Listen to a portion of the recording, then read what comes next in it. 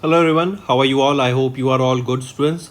Students, in this video we will be discussing 27th September's current affairs. So pay attention, take note of all the content that is provided in this video, right? One-liners you have to take a note, right? Because they will be beneficial for you in the revision in the long run. Let's start. Prime Minister Narendra Modi has marked recently 11 years of Make in India. We will be discussing what is this Make in India. Then we will be talking about four-pillar strategy to strengthen India's shipbuilding and maritime sector. We have been discussing for a long time, students, that maritime sector is on the boost, and we are talking about 2030 agenda, right? This is the year that we are targeting to make our maritime sector more lucrative and economic. Then India has partnered with Australia to strengthen their organic product MRA. And then Ministry of Defense, they have signed a deal with Hindustan Aeronautics Limited. We will be discussing it. All these things and many more will be discussed in this video. So let's start. Welcome to Affairs Cloud. My name is Vikas Rana. We are one-stop solution for current affairs. You can find Crack Current Affairs course on our application exclusively for current affairs, where you will get daily, weekly, monthly content on regular basis. Use the code Vikas10 and get 10% additional discount while purchasing the course. Also, students, follow us on Telegram and Instagram. The link for the same are mentioned in our description. This video has both English and Hindi. The first part is English and second part is Hindi. Timestamps are mentioned in the description below.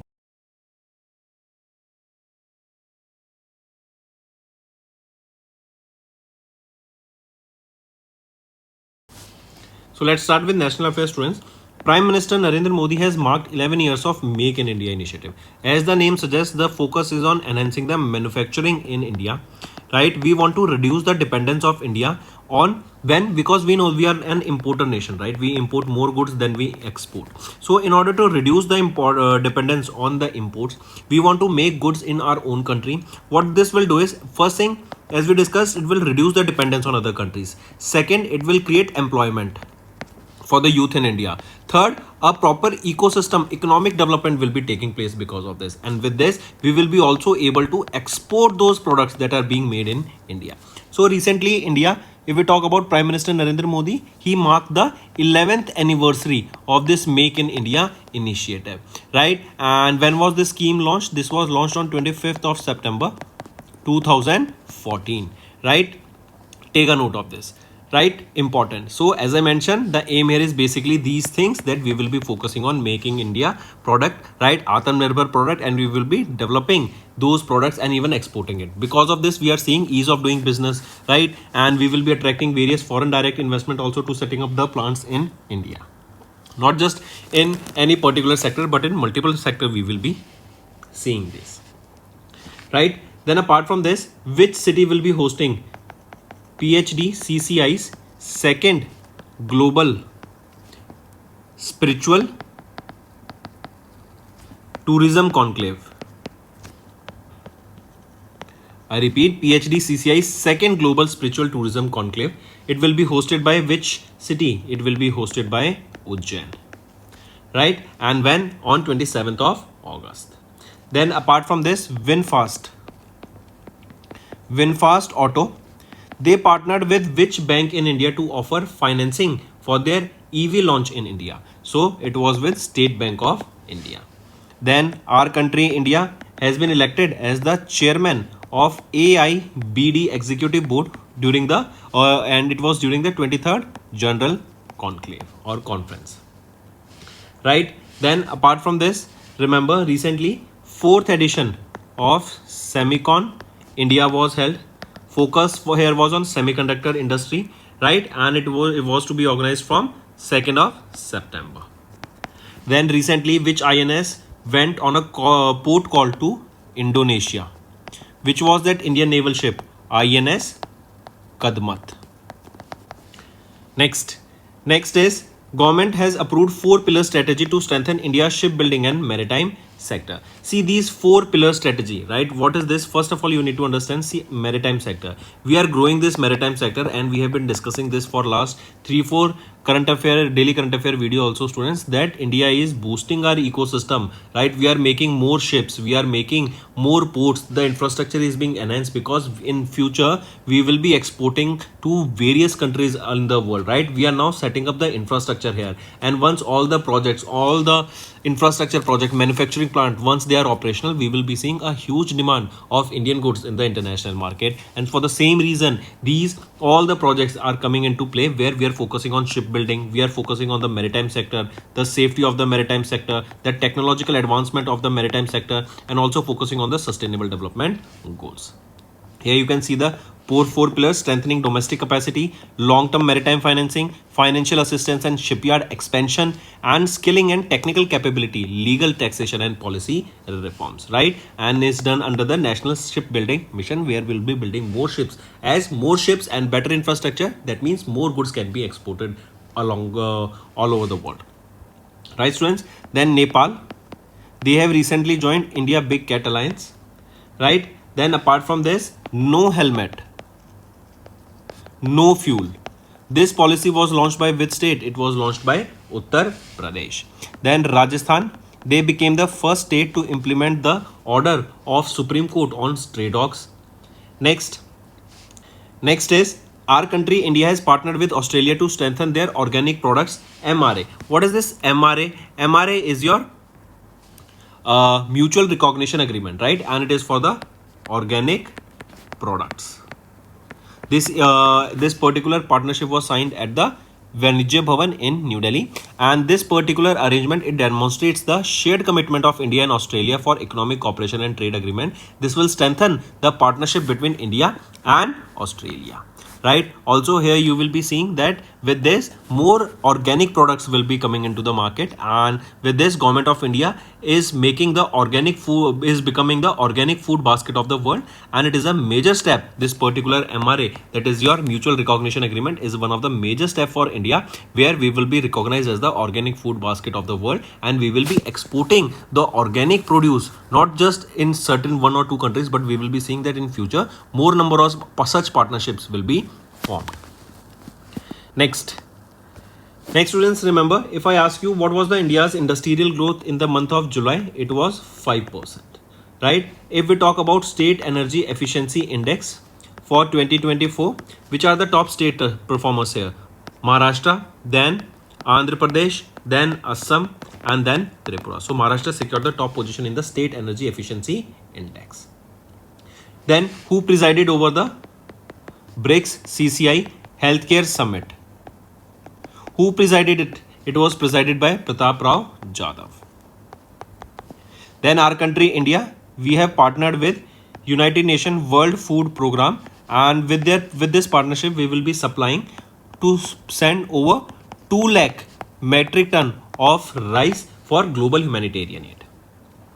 Next, Ministry of Defence has signed 62,370 crore rupees deal with Hindustan Aeronautics Limited for 97 Tejas Mark 1A jets for the Indian Air Force, right? And it is a huge news for India. We will be procuring 97 Tejas Mark 1A fighter jets for the Indian Army, and these will be delivered by 27-28, correct? And they are under Buy India indigenously designed, developed and manufactured category, right? Because we will be procuring them from whom? Hindustan Aeronautics Limited. And here we will be seeing 64% content will be indigenous. And also Government of India has recently made a rule that any product will be considered made in India only if it has more than 50% of the content that has been sourced from India.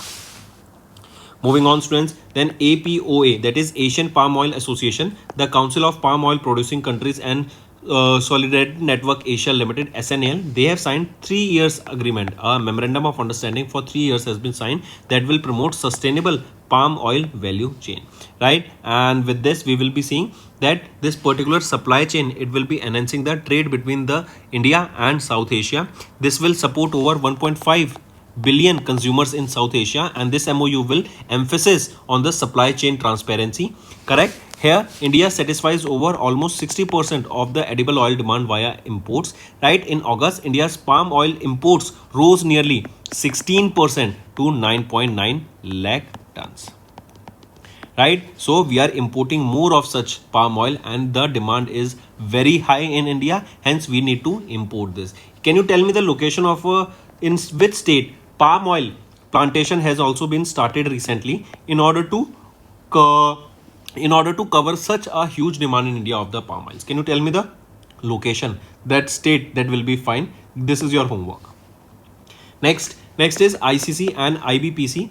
of Kuwait, they have signed an MOU that will strengthen India-Kuwait business ties. I repeat, ICC, Indian Chamber of Commerce and the Indian Business and Professional Council of Kuwait, they have signed this MOU during the ICC Global Business Summit held in Mumbai, Maharashtra to enhance bilateral cooperation between India and Kuwait.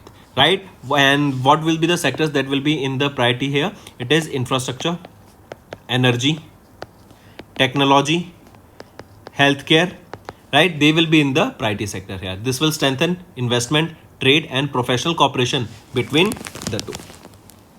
Next is India's first central tissue bank and cashless V office inaugurated at MAIDS in Delhi. What is this MAIDS? First thing, it is your Maulana Azad Institute of Dental Science in New Delhi. Correct? So, Health Minister of Delhi, Dr. Pankaj Kumar Singh, has inaugurated India's first central tissue bank and cashless V office, that is your virtual office. This will enhance the dental healthcare delivery, accessibility and education in the country. Correct? Also, we will be seeing 20 to 30% cost reduction will be seen for the patients here, and it will overall improve the healthcare in the dental sector. Next is AIT, that is your Asian Institute of Technology, and VIT, that is Vellore Institute of Technology. They have signed a 5-year MOU. This will strengthen semiconductor education and research in India. Also, students, Tata Advanced Systems Limited, they are coming with such a big semiconductor fabrication unit where in Dholera. Right, this will be a game changer. Can you tell me what kind of chip, how much nanometer of chips will be produced by this particular fabrication unit that is in Dholera, Gujarat. So similarly, for expanding the semiconductor education, to doing research and development on it, to providing skills to the youth so that they can become employable in this particular sector, right? And also come up with various use cases that how can we enhance research and development, and with this how can bring new use cases for certain semiconductors. This MOU has been signed here. Next is Ministry of Ayush. They have signed a pact with World Health Organization to co-host the second WHO Global Summit, right? It will be on the traditional medicine. So second WHO Global Summit can be asked that it will be on what field, or it will be talked about what? It will here the traditional medicines will be talked about, right? And it is Ministry of Ayush and World Health Organization, right? They will be co-hosting this second edition of the World Health Organization Global Summit. There is a theme here, students, that I need you all to remember. Restoring the balance for people and planet, the science and the practice of well-being is the theme here. What is the location where this will be held? It will be held in New Delhi from 17th to 19th of December 2025.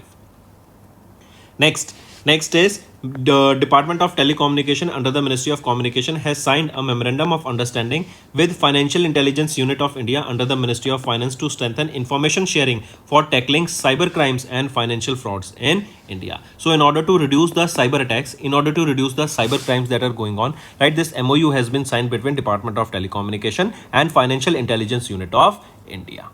Direct questions, students. And see, in nowadays AI is also in the picture, so AI can be utilized. They can be fed the data about all such cyber crimes, cyber attacks that are taking place, so we can help the AI train in such fields so that if in future such attacks happens, AI can identify it and nullify it. Next, international affairs. IAEA's 69th General Conference was held in Vienna, Austria. So direct question, IAEA. What is this IAEA? It is your International Atomic Energy Agency, right? And recently it was the 69th General Conference of this IAEA. It was held where? It was held in Vienna, Austria, right? The aim of this particular meeting or this particular conference was to discuss the budget, to discuss the nuclear safety, to discuss the peaceful use of nuclear energy. Right, students, there was a theme here that you need to remember: leveraging science, technology and innovation for sustainable development. Next, RBI has issued the digital payment authentication directions from 1st of April 2026, right? So these new digital payment authentication directions will be coming into play from which date? It will be from 1st of April 2026, right? These directions, they will be applying to all the payment system providers and participants, be it your banks or non-banks, right? Here, if we look at the highlights here, it is your two-factor authentication, right? That means for digital payment transactions other than card present transaction, at least one of the factors of authentication is dynamically created or proven. Then issuer responsibility, cross-border transactions, all of them will be coming into play here. Right. Next is Union Minister Nirmala Sitharaman ma'am, our Finance Minister, has launched GSTAT. What is this GSTAT? It is your Goods and Service Tax Appellate Tribunal, right, in New Delhi. This will basically be doing what? The aim of this is to provide a dedicated forum for resolving all the disputes that are related to GST in a fair, efficient and timely manner. This event also witnessed of the launch of the GST-80, that is your GST Appellate Tribunal e-courts portal was also launched here, so that online resolution can also take place. If we talk about this GST Appellate Tribunal, it is the specialized appellate authority constituted under the section 109 of the GST Act of 2017, and it is to hear and dispose of all the appeals in order to the first appellate authorities, right? Take a note of it.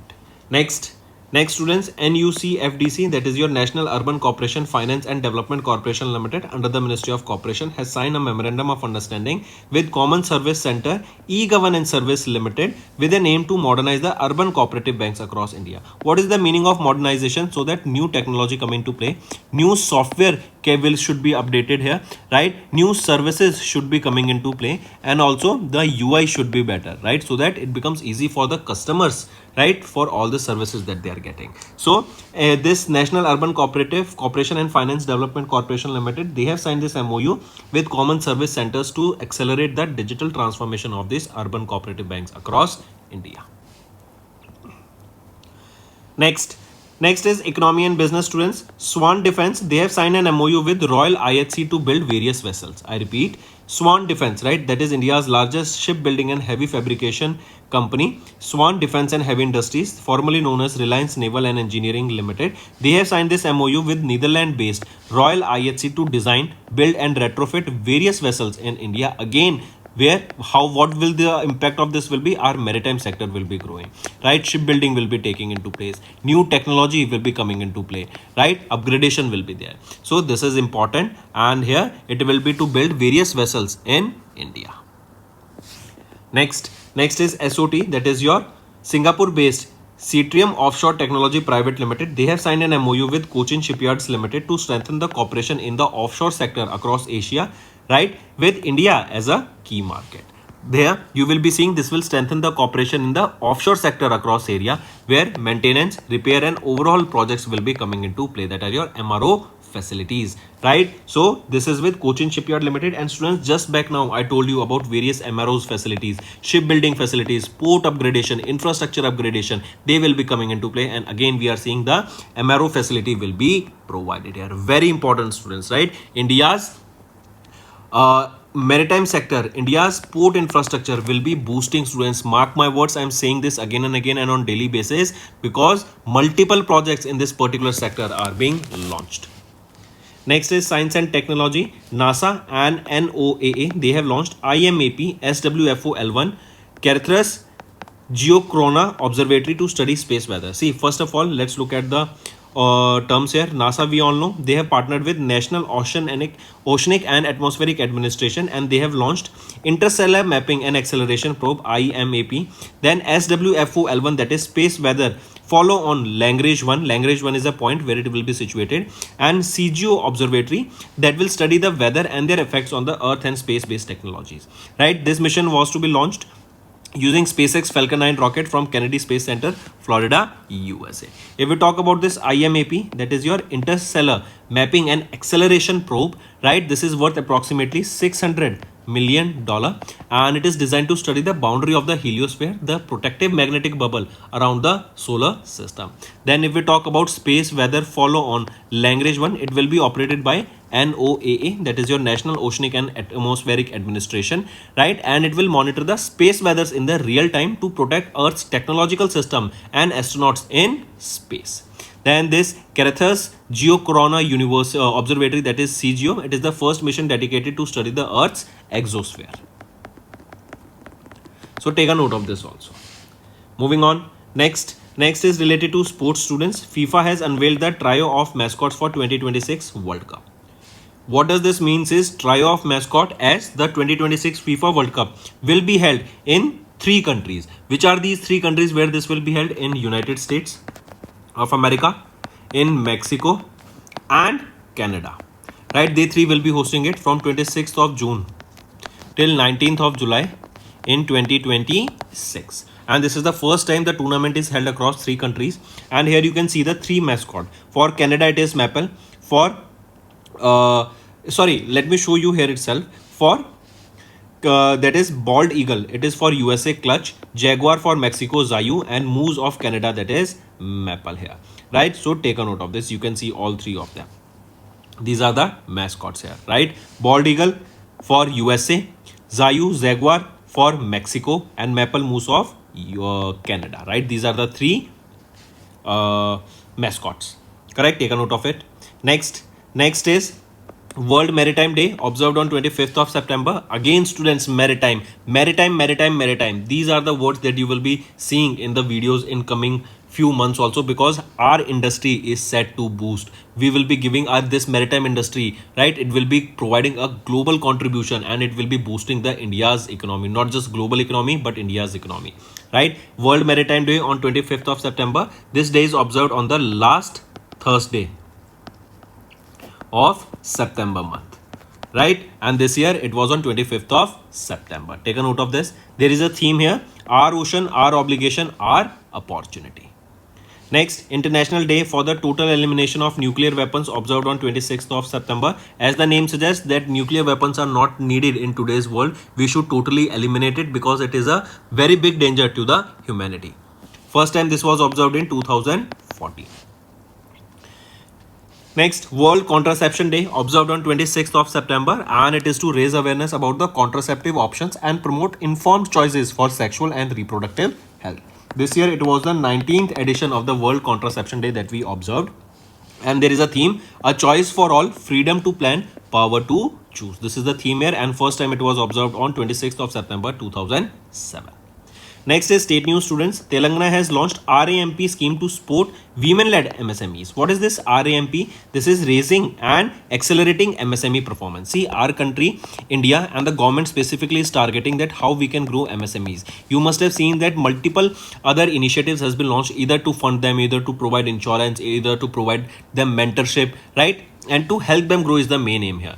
Correct. So Telangana government, they have launched this RAMP scheme, that is raising and accelerating MSME performance scheme. This is a World Bank assisted initiative supported by the Ministry of MSME, and this scheme aims to support 45 women-led MSMEs selected from a pool of 300 across 13 districts of Telangana through district boot camps and accelerating program. These 45 women-led MSMEs will be under them for 2 years till March 2027, where they will be provided with mentorship, capacity building, product positioning, e-commerce export, business to business model, business to consumer model, right? How they can grow that particular business. Then next is Haryana's Chief Minister Nayab Singh Saini has launched Deen Dayal Lado Lakshmi Yojana for the women. This is a welfare scheme providing 2100 rupees per month to the eligible women, and the scheme aims to strengthen the economic and social standing of women in Haryana. The launch coincided with the birth anniversary of Pandit Deen Dayal Upadhyay, the architect of the Antyodaya scheme. Here, what is the benefit? 2100 rupees per month will be provided, and here it is expected almost 20 lakh beneficiaries will be there between the age of 23 to 60 years of age. And here, who will be eligible? Who have an annual income of up to 1 lakh rupees. Correct? Take a note of it. So students, these were your important current affairs. Now let's move to the revision part that will be quite beneficial for you all. Mention the country with which India signed a memorandum of understanding to leverage the complementaries between the two economies, announced on the sidelines of FICCI Leads that was held in New Delhi in September 2025. So mention the country with which India signed this MOU. It is Mexico. This MOU will leverage the complementaries between the two economies and explore the opportunities in key sectors such as automobile, auto space, aerospace, agriculture, and medical devices. Next, mention the world's first ever tri-service all-women circumnavigation sailing expedition flagged off by Union Defence Minister Rajnath Singh in September in Mumbai. It is mention the world's first ever tri-service all-women circumnavigation satellite expedition. It is Samudra Pradikshana, right? This all women means here there will be 10 women officers. All service mean they will be from Indian Army, Indian Navy, and Indian Air Force. So here out of the 10, 5 women are from Indian Army, 1 women officer from Indian Navy, and 4 from Indian Air Force. And which will be the vessel used here? That is Indian Army sailing vessel Triveni will be used here, right? Next, mention or name the company that signed a memorandum of understanding with CDAC to accelerate the creation of India's sovereign cloud ecosystem. It is TCS, Tata Consultancy Services. They have partnered with CDAC in order to enhance the cloud infrastructure of India. Next, mark the correct statement regarding the recent visit of Prime Minister Narendra Modi to Mizoram in September. If we look at the options here, all these three are rightly mentioned. Next, Prime Minister Narendra Modi inaugurated and laid the foundation stone for multiple development projects at a total estimated cost around how much during his visit to Manipur in September. So the cost is 8,500 crore rupees. And he laid the foundation stone of multiple development projects worth 1,200 crore rupees in Imphal, Manipur. In this includes your EMA market, that is your EMA means Mother's Market, right? Then a SE zone, IT SEZ zone, that is your special economic zone worth 114 crore rupees also will be established here. Next, which ministry has organized the first ever Gyan Bharatam International Conference on reclaiming India's knowledge legacy through manuscript heritage in September? If we look at the options here, it is Ministry of Culture. Right, take a note of this. This Gyan Bharatam, this was first announced in the Union Budget of 25-26 and formally launched at the Gyan Bharatam International Conference. This flagship national initiative, it is dedicated to preserving, designing and digitizing and promoting the India's manuscript heritage. So, in order to secure and preserve the manuscripts or Indian manuscripts, this initiative was launched.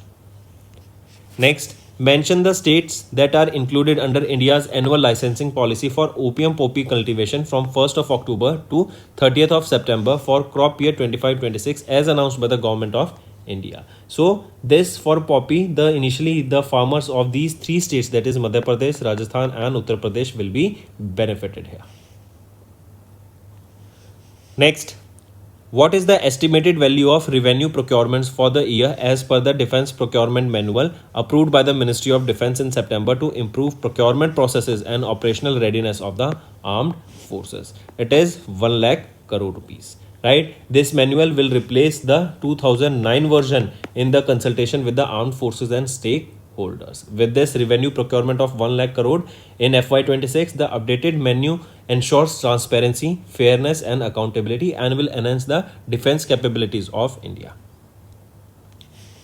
Next, who led the Indian delegation at the 44th meeting of the Shanghai Cooperation Organization's Regional Anti-Terrorist Structure Council held in Kyrgyzstan in September? So, who led the Indian delegation here? It was led by TV Ravichandran.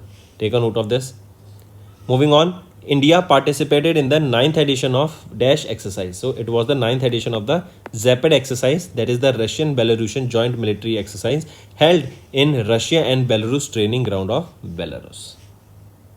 And India participated here. Next, you have to give me the correct statement regarding the Union Education Minister Dharmendra Pradhan's official visit to UAE in September. If we look at the options, all these three options are rightly mentioned. Next, where did the 4th Coast Guard Global Summit held in September in which the Indian Coast Guard participated, reaffirming India's commitment to strengthening global maritime governance? It is Italy.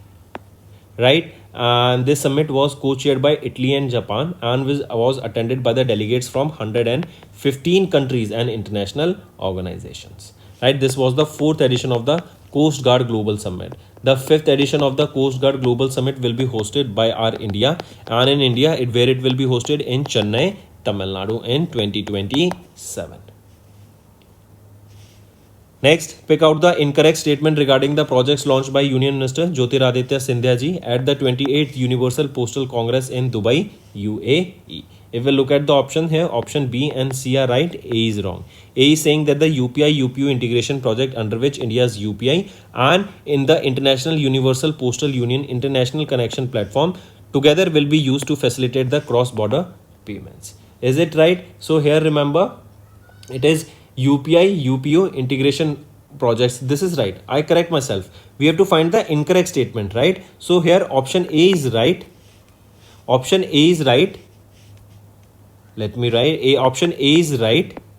B is wrong and C is wrong. We have to find the incorrect, right? So option B and C are wrong. If we look at option B, UPI UPU international project has been developed by Ministry of Finance, NPCI, that is NPCI International Payment Limited, hence NIPL, and International Postal Union. First of all, is the statement correct here? So remember, this is no. It has been developed by the Department of Post under the Ministry of Communication, NIPL, and the UPU. So it is not the Ministry of Finance, it is your Department of Post under the Ministry of Communication. Now option B is right. Now coming to option C, India announced a $20 million commitment to foster innovation in the e-commerce and digital payments at the 28th Universal Postal Congress. So is it so? Is it this $20 million announced commitment? No, it is not $20 million. It is $10 million commitment that has been announced by our India. Next is mark the correct statement regarding the introduction of special relaxations by SEBI for public sector undertaking and infrastructure investment trust in September. If we look at the options here, option A is right and B is right. C is wrong here. A is saying PSUs can now delist at a fixed price providing at least 15% above the floor price. Absolutely right. The new rule is applicable to banks, NBFCs, insurance companies where the government holds 90% or more stake. Absolutely right. C is saying SEBI has revised the infrastructure investment rate, that is your InvIT norms, reducing the minimum allotment in the primary market to 20 lakh rupees, and this is for the private InvITs. No, it has not been reduced to 20 lakh rupees but 25 lakh rupees. Right. Next is mention the saving account launched by Bank of Baroda in September for Indian citizens planning to move abroad for extended stays. So they have launched Bank of Baroda Inspire NRE saving account.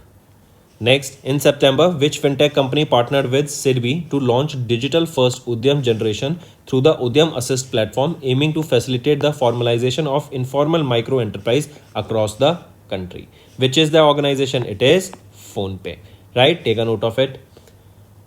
Next, mention the financial institution which approved a loan of 212.64 million under the Strengthening Coastal Resilience and the Economy, that is SHORE project, to support coastal zone management in Tamil Nadu and Karnataka. So mention the financial institution that we are talking about. It is World Bank.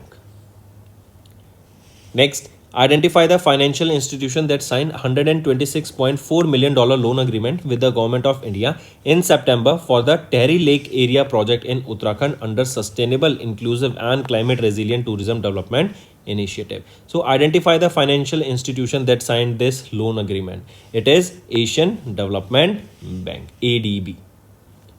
Next, mention the company that signed a partnership agreement with French Alternative Energies and Atomic Energy Commission to accelerate innovation and industrialization of physical artificial intelligence powered solutions in France. So, mention that company. It is TCS, Tata Consultancy Services. Next, students, is our homework section. First question, NHAI, they have launched the new FASTag of 3,000 rupees. Can you tell me the application from which we can buy this pass? And under this, how many rides are free or how many toll passes are free? Second, recently, Delhi's Chief Minister Rekha Gupta has launched Atal Canteen. Here the food will be served at what amount?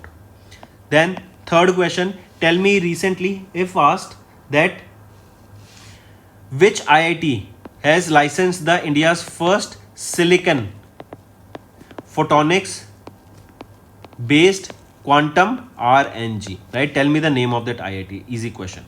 Fourth question, which became the first city to install removable solar panels between the railway tracks, right? These solar panels can be removed. So which is that city which became the first city to install these removable solar panels?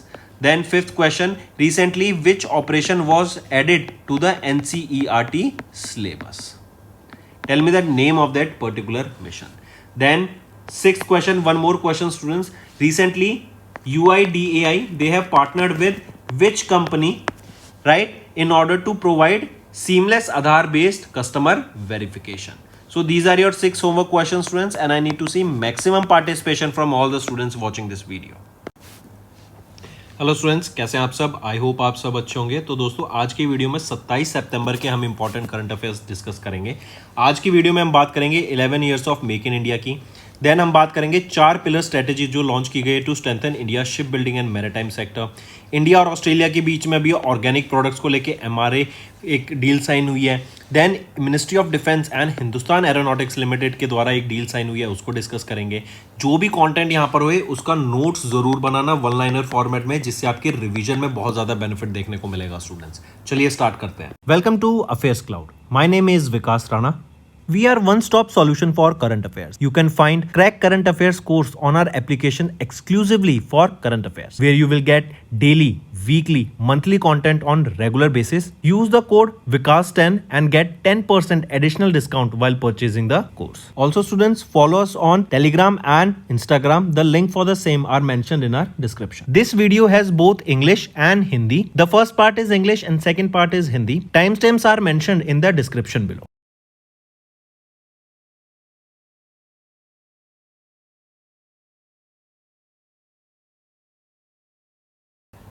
शुरू करते हैं students national affair से। अभी prime minister Narendra Modi ने visit या फिर prime minister Narendra Modi के द्वारा 11 साल यहां पे मार्क किए गए of make in India initiative. देखो मेक इन इंडिया इनिशिएटिव क्या था, कब लॉन्च किया गया था, क्या इसका एम है, ये इंपॉर्टेंट है। मेक इन इंडिया क्या है, जैसा नेम सजेस्ट करता है कि हमें अब इंडिया में ही चीजों को मैन्युफैक्चर करना है। क्यों? क्योंकि हम एक इंपोर्ट डिपेंडेंट कंट्री है, हम ज्यादा इंपोर्ट करते हैं, दूसरी कंट्रीज पे हमें डिपेंडेंट रहना पड़ता है। तो वो डिपेंडेंस को खत्म करने के लिए ताकि हम इंडिया में ही मैन्युफैक्चरिंग करें, पहली चीज। दूसरी, हमारा जो इंपोर्ट्स हैं वो कम हो सके। तीसरी, इंपोर्ट्स कम होंगे, इंडिया में मैन्युफैक्चरिंग करेंगे तो हम इन हाउस जो डिमांड है उसको पूरा कर सकेंगे, एज वेल एज फिर हम एक्सपोर्ट भी कर सकेंगे to different parts of the world, right. Then इसी के अलावा जॉब्स, एम्प्लॉयमेंट जनरेशन हमें इंडिया में देखने को मिलेगी एंड इससे इकोनॉमिक डेवलपमेंट होगी इंडिया की, राइट। तो काफी बेनिफिट है मेक इन इंडिया की। इवन सरकार के द्वारा भी एक डिसीजन लिया गया जिसमें बताया कि 50% अगर किसी भी प्रोडक्ट में इंडिजीनियस कंटेंट है उसी को हम मेक इन इंडिया के अंडर कह सकते हैं, किसी भी प्रोडक्ट को मेक इन इंडिया नहीं कहा जाएगा, राइट। तो प्राइम मिनिस्टर नरेंद्र मोदी जी के द्वारा 11 साल इसके ऑब्जर्व किए गए। लॉन्च कब किया गया था इसको? 25 सितंबर को 2014 में, ठीक है। किसके द्वारा लीड किया जाता है ये initiative? DPIIT and ministry of commerce and industry के द्वारा इसको लीड किया जाता है। एंड यहीं पे हम देखेंगे इसका 2 सेक्टर्स के ऊपर मेक इनिशिएटिव यहां पे काम करने की बात की गई। एक था कि हम देखो नॉट जस्ट 2 सेक्टर, आप इसको ऐसे समझ लो मेक इन इंडिया या फिर हम जो प्रोडक्ट्स हैं वो हर सेक्टर में बना सकते हैं। ईज ऑफ डूइंग को प्रमोट करके हम हर जगह इनको ला सकते हैं। जैसे for example manufacturing sector, air sector, aerospace sector, automobile sector, biotechnology, chemical sector, leather sector, food processing, shipping, railways, construction, energy, कितनी यहाँ पे सेक्टर हो सकते हैं। लेकिन अभी हम देखेंगे आज की वीडियो में भी एंड हम काफी टाइम से भी डिस्कस कर रहे हैं कि मैरीटाइम सेक्टर के ऊपर सबसे ज्यादा ध्यान दिया जा रहा है। बहुत सारे इनिशिएटिव आ रहे हैं मैरीटाइम सेक्टर को ग्रो करने के लिए। पोर्ट्स के ऊपर बहुत काम किया जा रहा है, उनका इंफ्रास्ट्रक्चर ग्रो करा जा रहा है, राइट। इनोवेशन की जा रही है ताकि हम उसको ग्रो कर सकें। एंड जो हम अब इतने सारे प्रोडक्ट्स हमने लॉन्च किए थे, इतने सारे प्रोजेक्ट्स आए थे मैन्युफैक्चरिंग से रिलेटेड, जो प्लांट्स हैं अब वो बनते हुए दिख रहे हैं। अगर अब वो बनते हुए दिख रहे हैं तो अब क्या होगा, वो उनसे प्रोडक्शन स्टार्ट होगी तो वो एक्सपोर्ट भी होता हुआ दिखेगा, ठीक है। तो मार्क करेंगे। इसी के अलावा याद रखेंगे विनफास्ट, ये एक ऑटोमोबाइल कंपनी है, राइट, गाड़ियां बनाती है, इलेक्ट्रिक व्हीकल्स। इन्होंने SBI state bank of India के साथ पार्टनर किया था ताकि फाइनेंसिंग की जा सके इनकी इलेक्ट्रिक व्हीकल्स की, राइट। देन इंडिया को इलेक्ट किया गया as the chairman of AIBD executive board का during the 23rd general conference के दौरान, राइट। फिर इसी के अलावा 4th addition of Semicon India हमें देखने को मिला जो कि सेमीकंडक्टर के ऊपर बात कर रहा है। देन INS कदमत, ये इन्होंने पोर्ट कॉल को अटेंड रिसीव किया एंड ये कहां पे गए? इंडोनेशिया, ये भी याद रखेंगे। इसी के अलावा अभी रिसेंटली इंडिया मैरीटाइम वीक कब से कब तक था? 27 अक्टूबर से 31 अक्टूबर तक ऑब्जर्व किया जाएगा इंडिया मैरीटाइम वीक, इंपॉर्टेंट। फिर एक all women commando unit launch की गई है, किसके द्वारा? CISF के द्वारा। मूविंग ऑन, नेक्स्ट आ जाते हैं स्टूडेंट्स। गवर्नमेंट ने अप्रूव किए 4 pillar strategy to strengthen India ship building and maritime sector. See again, maritime sector को ग्रो करने के लिए हमारे पोर्ट्स अच्छे होने चाहिए, हमारी जो शिप्स हैं उनको हमारे अच्छा बनाना चाहिए, नई टेक्नोलॉजी उसमें यूज होनी चाहिए, राइट। इनको बिल्ड करने के लिए भी काम कई सारी कंपनीज का साथ MOUs पार्टनरशिप साइन होंगी, राइट। इसी के अलावा हम देखेंगे कि जो इंफ्रास्ट्रक्चर है वो बेटर किया जाएगा ताकि एक्सपोर्ट में कोई कमी ना आ सके, इसलिए 4 पिलर्स लॉन्च किए गए। Strengthening domestic capacity, long term maritime financing, financial assistance and shipyard expansion and skilling and technical capabilities, ताकि स्किलिंग भी की जा सके एंड लोगों को यहाँ पे स्किल्स प्रोवाइड कराई जा सके ताकि वो यहाँ पे जॉब रेडी हो सके, right students, take a note of it. इसी के अलावा ई भविष्य, ये ई भविष्य लॉन्च किसके द्वारा किया गया था? ये अरुणाचल प्रदेश गवर्नमेंट के द्वारा लॉन्च किया गया था कि जो पेंशन है उसको टाइमली डिसबर्स किया जा सके। नेक्स्ट, फिर एक hybrid battery electrode production plant setup किया जा रहा है गुजरात में। अगर हम सेमीकॉन की बात करें अभी, तो टाटा एडवांस सिस्टम्स लिमिटेड के द्वारा एक semiconductor manufacturing fabrication unit establish किया जा रहा है। कहां पर? धोलेरा में, जो कि है गुजरात में। नेक्स्ट, एक और चीज यही याद रखेंगे, नेपाल ने अभी ज्वाइन किया इंटरनेशनल बिग कैट अलायंस को, तो ये क्वेश्चन भी आता है, पूछा जाएगा। मूविंग ऑन, फिर आ जाते हैं, इंडिया ने अभी पार्टनर किया ऑस्ट्रेलिया के साथ ताकि इनकी ऑर्गेनिक प्रोडक्ट्स एमआरए के ऊपर काम किया जा सके। एमआरए क्या है? म्यूचुअल रिकॉग्निशन एग्रीमेंट है, राइट। इससे ऑर्गेनिक प्रोडक्ट्स बढ़ते हुए दिखेंगे, ऑर्गेनिक प्रोडक्ट्स की डिमांड इंटरनेशनल मार्केट में बढ़ती हुई दिखेगी, राइट। एंड ये क्यों है? क्योंकि इंटरनेशनल मार्केट में ना क्वालिटी प्रोडक्ट की बहुत डिमांड होती है। तो इंडिया अगर हम यहाँ पे ऑर्गेनिक प्रोडक्ट्स बनाए तो इंटरनेशनल मार्केट में जो हमें प्राइस मिलेगा उन प्रोडक्ट्स का, ऑर्गेनिक प्रोडक्ट्स का, वो और अच्छा प्रोडक्ट देखने को मिलेगा, right. And India organic food basket of the world बनती हुई दिख रही है एंड इंडिया को हम ऐसा प्रोजेक्ट करना चाहते हैं। इसीलिए फ्यूचर में भी हम देखेंगे कि ऐसे एमआरए म्यूचुअल रिकॉग्निशन एग्रीमेंट हम और कंट्रीज के साथ साइन करते हुए दिखेंगे, राइट स्टूडेंट्स। चलिए नेक्स्ट पे आते हैं। ये फिर BRICS CCI health care summit, यहां पे प्रताप राव जाधव जी के द्वारा प्रिजाइड ओवर किया गया। फिर इसी के अलावा इंडिया ने अभी United Nation World Food Programme के साथ पार्टनर किया ताकि हम 2 lakh metric tons of rice को एक्सपोर्ट कर सकें, जहां पे ग्लोबल ह्यूमैनिटेरियन एड के अंडर, राइट स्टूडेंट्स, मार्क करेंगे इसको। फिर इसी के अलावा अगर पूछा जाए, अभी रिसेंटली किनको अपॉइंट किया गया है डेप्यूटी नेशनल सिक्योरिटी एडवाइजर, तो वो है अनीश दयाल सिंह।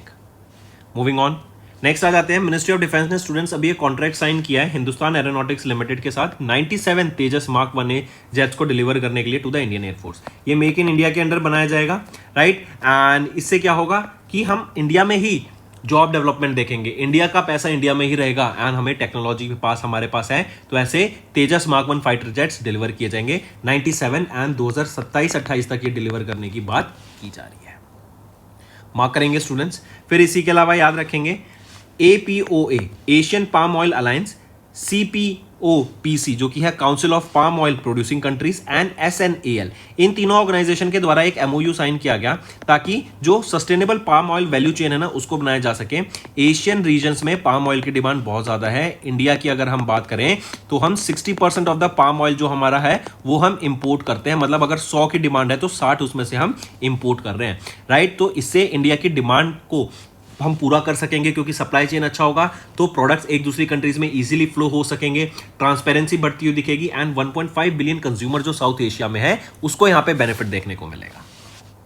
चलिए नेक्स्ट पे आते हैं। फिर ICC Indian chamber of commerce and IBPC of Kuwait, IBPC क्या है? Indian business and professional council जो कि कुवैत में है, इनके द्वारा MOU साइन हुआ ताकि इंडिया और कुवैत बिजनेस टाइज को बेटर किया जा सके। यहां पर हम इंफ्रास्ट्रक्चर के ऊपर काम करेंगे, एनर्जी सेक्टर के ऊपर काम करेंगे, टेक्नोलॉजी के ऊपर काम करेंगे, हेल्थ केयर सेक्टर के ऊपर काम करेंगे एंड बेटर सर्विसेज यहां पे देखने को मिलेंगी, बेटर प्रोडक्ट्स आते हुए दिखेंगे, रिसर्च एंड डेवलपमेंट होती हुई दिखेगी एंड दोनों कंट्रीज के बीच में जो टाइज है, रिलेशन है, ट्रेड है, वो फ्लरिश होता हुआ दिखेगा।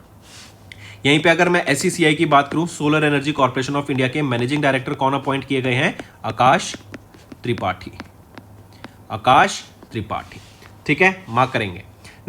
नेक्स्ट आ जाते हैं, इंडिया का पहला central tissue bank and cashless virtual office को इनॉग्रेट किया गया मेड्स दिल्ली में। मेड्स क्या है? Maulana Azad institute of dental science. इससे जो डेंटल हेल्थ केयर है वो बेटर होती हुई दिखेगी, बेटर डिलीवरी होती हुई दिखेगी एंड एसेसिबिलिटी मतलब लोगों तक इजीली पहुंचती हुई दिखेगी। इससे एजुकेशन भी फ्लरिश होगी in the dental sector, health care sector, ठीक है, मार्क करेंगे।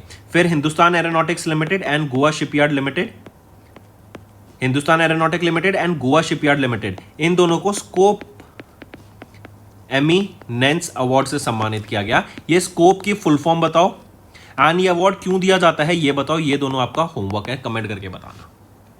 मूविंग ऑन, नेक्स्ट आ जाते हैं AIT एंड VIT। AIT है एशियन इंस्टीट्यूट ऑफ टेक्नोलॉजी जो कि थाईलैंड में है एंड VIT है वेलोर इंस्टीट्यूट ऑफ टेक्नोलॉजी जो कि वेलोर तमिलनाडु में है। इनके द्वारा भी 5 साल का एक MOU साइन किया गया ताकि जो सेमीकंडक्टर एजुकेशन है एंड रिसर्च है उस पर बात की जा सके। देखो हर सेक्टर में, हर डिवाइस में टेक्नोलॉजी में ये यूज होता है।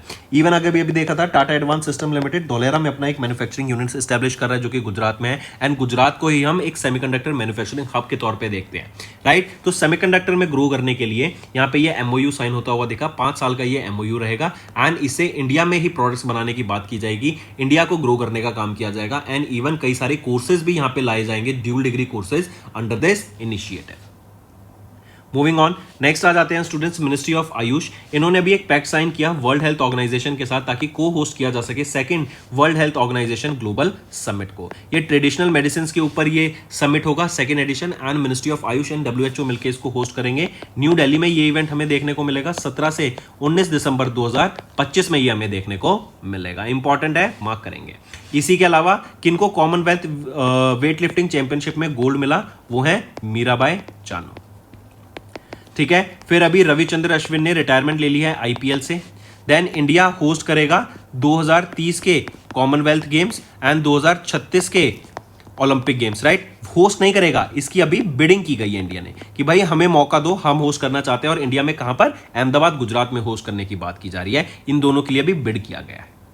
नेक्स्ट आ जाते हैं department of telecommunication and financial intelligence unit India, इनके द्वारा भी बेसिकली एक एमओयू साइन हुआ ताकि cyber fraud and financial frauds को टैकल किया जा सके एंड रोका जा सके।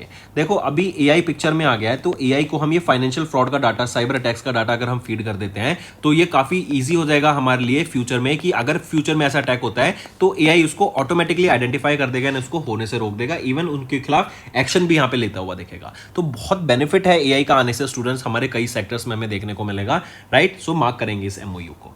फिर इसी के अलावा अभी अगर आपसे पूछा जाए आईसीसी ने किसके साथ पार्टनरशिप करी ताकि वीमेन्स क्रिकेट को बूस्ट किया जा सके एंड ग्लोबल रीच प्रोवाइड कराई जा सके, तो गूगल के साथ इन्होंने यहां पे पार्टनरशिप अभी की। नेक्स्ट आ जाते हैं इंटरनेशनल अफेयर्स पर। आईएईए क्या है, इंटरनेशनल एटॉमिक एनर्जी एजेंसी, इनके द्वारा 69th जनरल कॉन्फ्रेंस हुई अभी, कहां पर, वियना ऑस्ट्रिया में। ये हमें देखने को मिली। लोकेशन कब से कब तक हुई, ये आपकी 15 से लेके 19 सितंबर तक हुई, एंड ये क्या था कि न्यूक्लियर एनर्जी को हमें सेफली यूज करना चाहिए, राइट। न्यूक्लियर सेफ्टी के ऊपर ध्यान दिया गया, सिक्योरिटी के ऊपर यहां पे बात की गई। मूविंग ऑन, एंड यहीं पे जो थीम थी इसकी वो थी leveraging science, technology and innovation for the sustainable development. ये थीम जरूर मार्क करके चलेंगे इसकी। फिर आ जाते हैं आरबीआई ने इशू करी डिजिटल पेमेंट ऑथेंटिकेशन डायरेक्शंस को, 1 अप्रैल 2026 से जो लागू होती हुई दिखेंगी।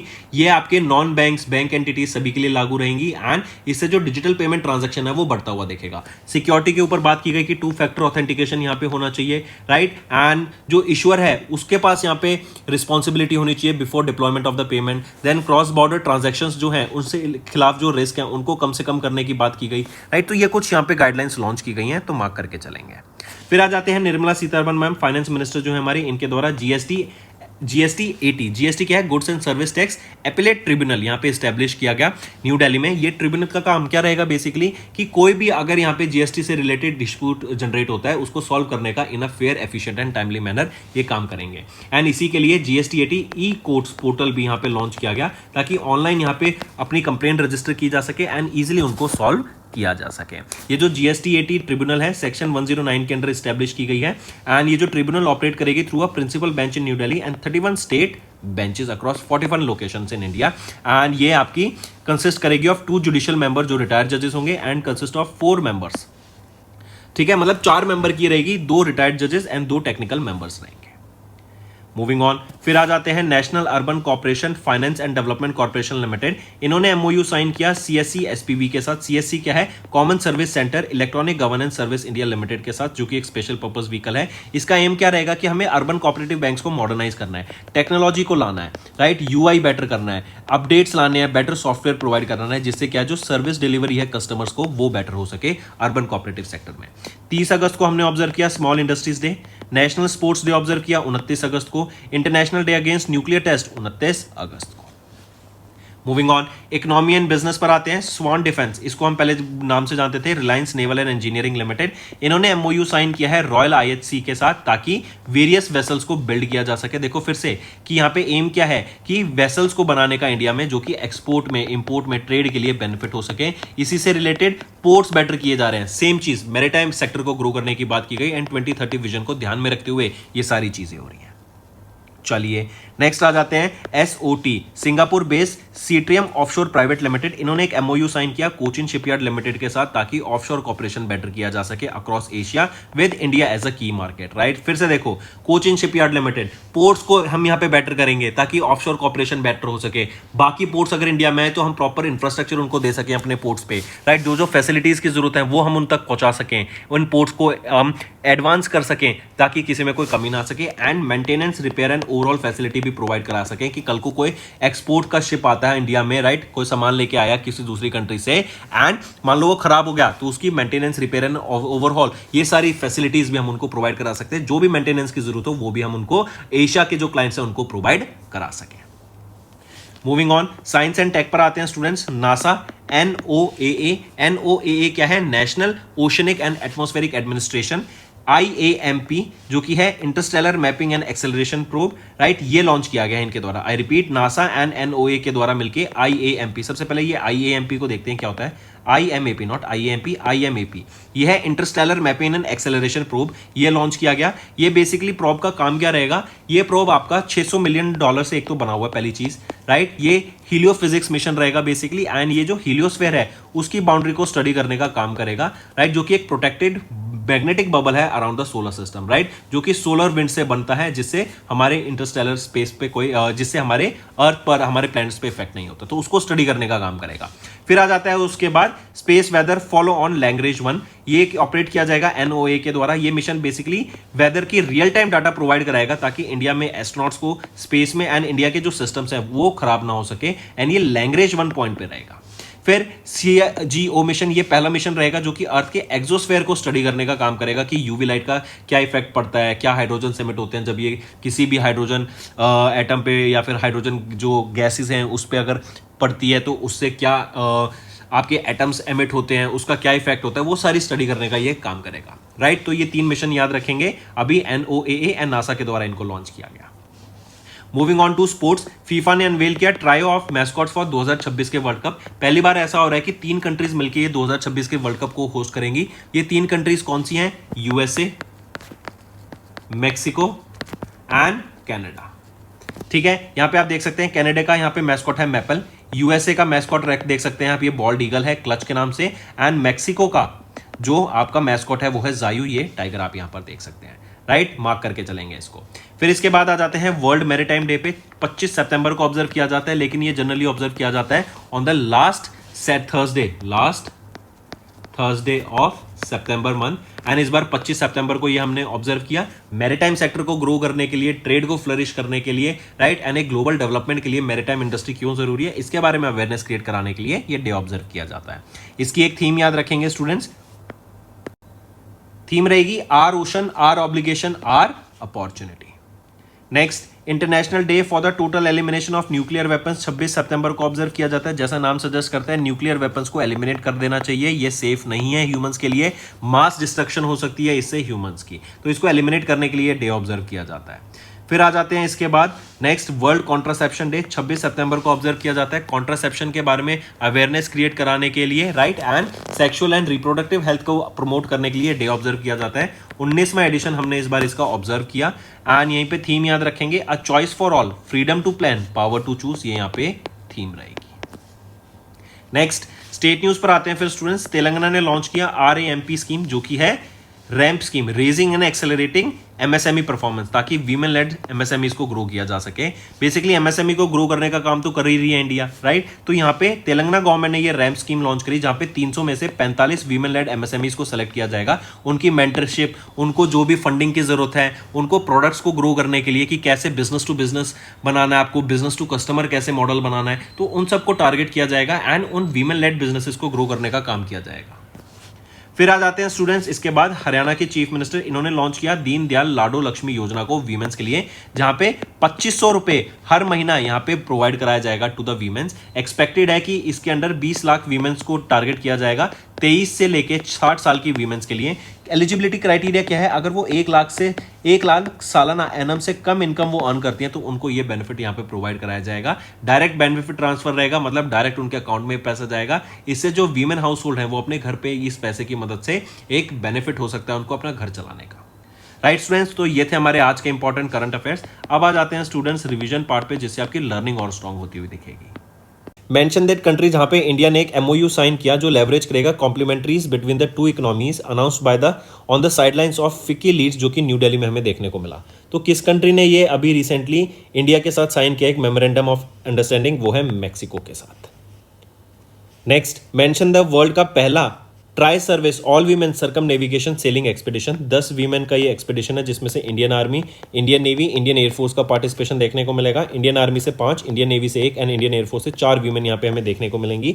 नाम पूछा गया है इस एक्सपीडिशन का, यह है समुद्र प्रदक्षिणा। कौन सा वेसल यहाँ पे यूज किया जाएगा, उसका नाम है इंडियन आर्मी सेलिंग वेसल, जो कि है त्रिवेणी।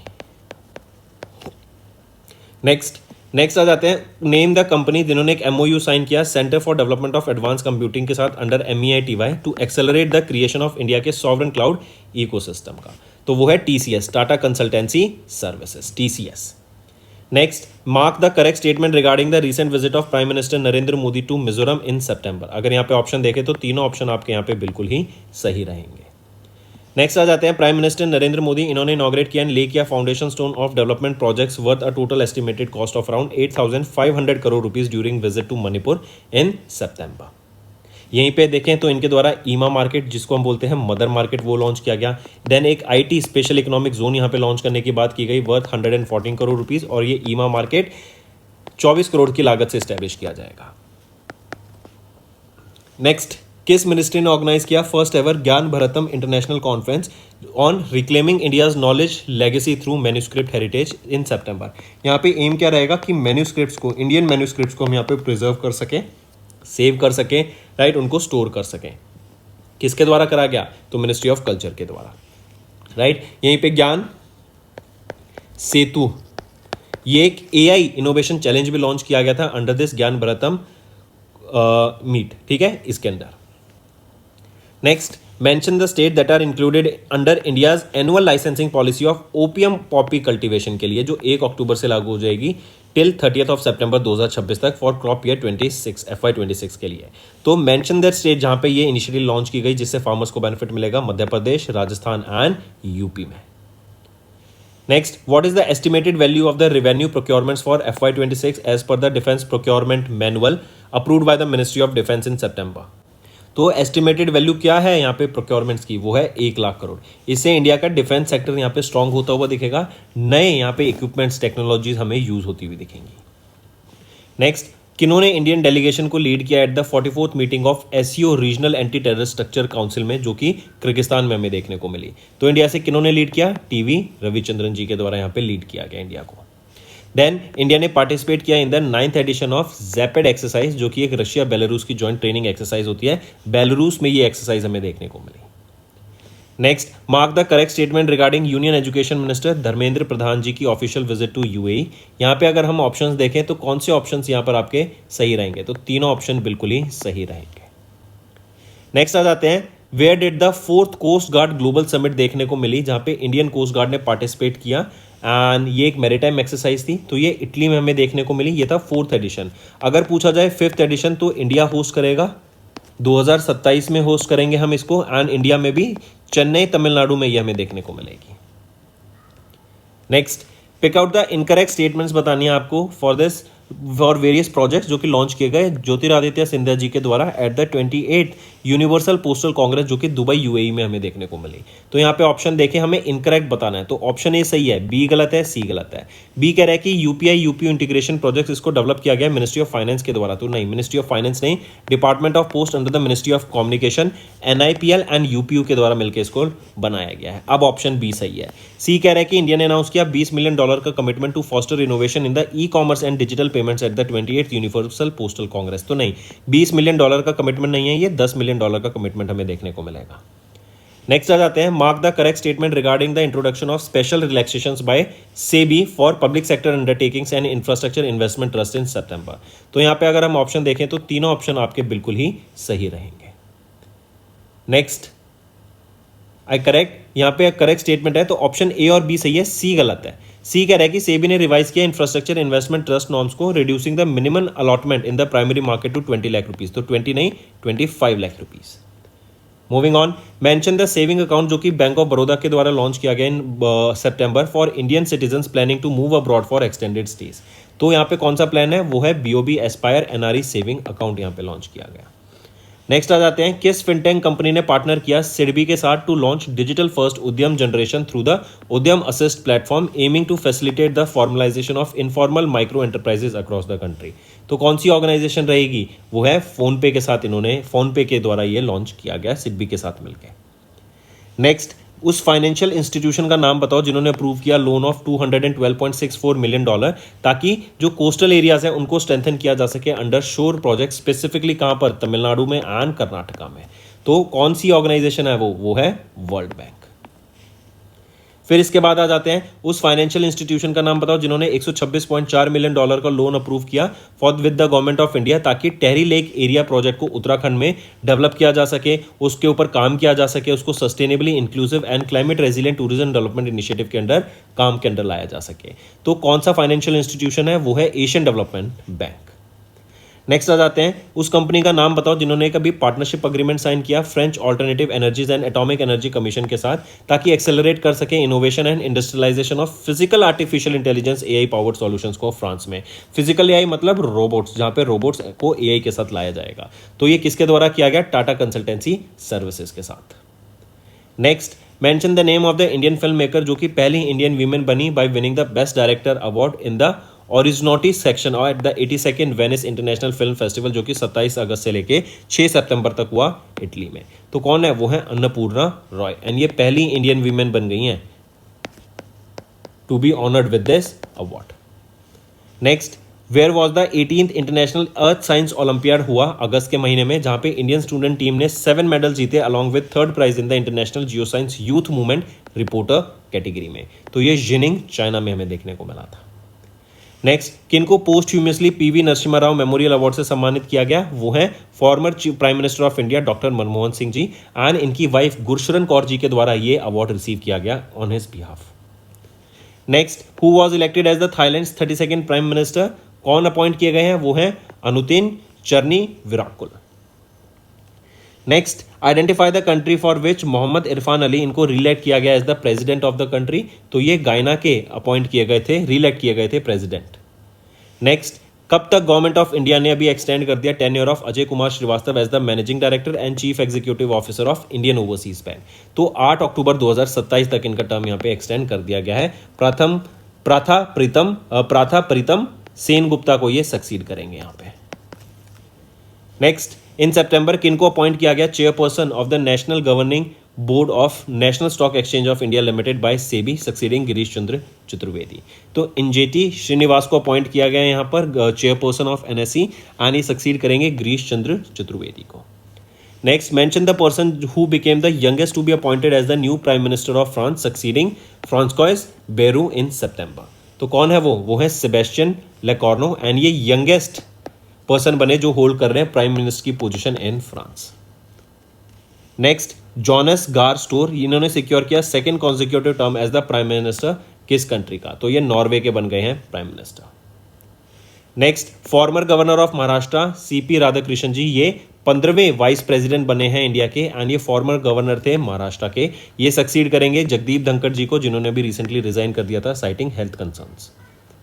Next, identify the state for which Acharya Devvrat जो कि गवर्नर हैं गुजरात के, इनको एडिशनल चार्ज दिया गया as its governor by president of India Droupadi Murmu. तो identify the state for which Acharya Devvrat ये एडिशनल चार्ज दिया गया है, राइट। तो ये कहाँ के बन गए हैं, राइट। तो बताओ, आइडेंटिफाई द स्टेट, कौन सी स्टेट है वो है महाराष्ट्र, क्योंकि अभी महाराष्ट्र के जो गवर्नर थे वो कौन बन गए हैं, वो वाइस प्रेसिडेंट बन गए हैं 15वें। Next, mention the name of the bank for which Ravi Ranjan इनको रिकमेंड किया गया for the position of managing director by FSIB, succeeding Vinay M Tonse. तो state bank of India, right option. Next, किन who became the first women and the first female chief justice जिनको appoint किया गया interim prime minister of Nepal. कौन appoint की गई है, वो है Sushila Karki. Next, mention the financial institution for which ACC इन्होंने अपॉइंट किया एल सत्य श्रीनिवास को एज इंडियाज एग्जीक्यूटिव डायरेक्टर। कहाँ का, ये है एशियन डेवलपमेंट बैंक के एग्जीक्यूटिव डायरेक्टर बन गए फॉर इंडिया एंड ये सक्सीड कर रहे हैं किनको, विकासशील को। Next, mention the company that built the 11th ammunition cum torpedo cum missile barge, correct, launched by Indian Navy in Thane. तो किस कंपनी के द्वारा बनाया गया है ये पूछा जा रहा है. यह सूर्यदीप्ता प्रोजेक्ट्स प्राइवेट लिमिटेड के द्वारा. Moving on, where did Indian navy commission its new naval based facility named INS Aravali. तो अरावली ये पहाड़ियाँ कहाँ पर हैं? ये गुरुग्राम हरियाणा से स्टार्ट हो जाती हैं, राइट. यहीं पे आपको लेपर्ड ट्रेल देखने को मिलता है, यहीं पे वाइल्ड लाइफ सेंचुरी आ रही है, तो ये एरिया बहुत ग्रो करेगा नियर टू SPR. तो INS अरावली करेक्ट. ये कहाँ पे कमीशन किया गया? गुरुग्राम हरियाणा में करा गया. Next, mention the company that build Androth second of the 8th anti submarine warfare shallow watercraft, जो कि रिसीव किया गया इंडियन आर्मी के द्वारा. तो उस कंपनी का नाम बताओ. वो है GRSE, garden rich ship builders and engineers limited. इनके द्वारा ये एंड्रॉथ, जो कि second of the 8th anti submarine warfare shallow watercraft रहेगा. नेक्स्ट, सितंबर के महीने में जापान की एस्ट्रोस्केल, इनके द्वारा अभी पार्टनर किया गया किस इंडियन कंपनी के साथ? वो है new space India limited NSIL के साथ. एंड ये लॉन्च कर रहे हैं ISSA J1 मिशन को, जो कि है in situ space situational awareness Japan 1 mission. And इसको लॉन्च किया जाएगा 2027 तक. पोलर सैटेलाइट लॉन्च व्हीकल की मदद से लॉन्च किया जाएगा. सतीश धवन स्पेस सेंटर श्रीहरिकोटा आंध्र प्रदेश से इसको लॉन्च किया जाएगा. कब? 2027 में. नेक्स्ट आ जाते हैं, उस कंट्री का नाम बताओ जिन्होंने भी 12वें edition of the men's hockey Asia cup title को जीता by defeating south Korea by 4-1 in the finals, जो कि राजगीर स्पोर्ट्स कॉम्प्लेक्स में हुआ बिहार के महीने में. तो किन्होंने जीता? इंडिया ने यहाँ पे इसको जीत लिया. मार्क करेंगे. नेक्स्ट, करेक्ट स्टेटमेंट बतानी है regarding 145th edition of the US open tennis championship, जो कि अगस्त के महीने में हुई 24 अगस्त से 7 सितंबर तक इन न्यूयॉर्क USA. तो तीनों ऑप्शन यहाँ पर बिल्कुल ही सही रहेंगे. नेक्स्ट, 28वें international table tennis federation asian table tennis union asian table tennis team championship कहाँ पर हुई? अक्टूबर के महीने में, as announced by table tennis federation of India. तो ये भुवनेश्वर ओडिशा में हमें देखने को मिला. नेक्स्ट, किस कंट्री ने अभी second edition of central Asian football association Nations cup को जीत लिया, जो कि बाइनियल मेंस फुटबॉल चैंपियनशिप थी ऑफ सेंट्रल एशिया, जो कि 29 अगस्त से 8 सितंबर तक हमें देखने को मिली थी. तो उज्बेकिस्तान के द्वारा यहाँ पे जीत लिया गया. Which country won the second edition of this CAFA nations cup? तो ये है उज्बेकिस्तान, जिन्होंने सेकेंड एडिशन जीता है. नेक्स्ट आ जाते हैं, आइडेंटिफाई द स्पोर्ट्स अकेडमी जिन्होंने अर्न किया एक prestigious affiliation with the Asian hockey federation with the support of international hockey federation. तो वो कौन है? वो है राजगीर स्पोर्ट्स अकेडमी. नेक्स्ट, उस कंट्री का नाम बताओ जिन्होंने टॉप किया in the medal tally at the 2025 world boxing championship, जो कि लिवरपूल इंग्लैंड में हुई. तो कजाकिस्तान, यहाँ पे इन्होंने टॉप किया है मेडल टैली में. Kazakhstan, then Uzbekistan and then हमारा इंडिया थर्ड पोजीशन पे आ जाता है with a total of 4 medals, 2 gold, 1 silver, 1 bronze.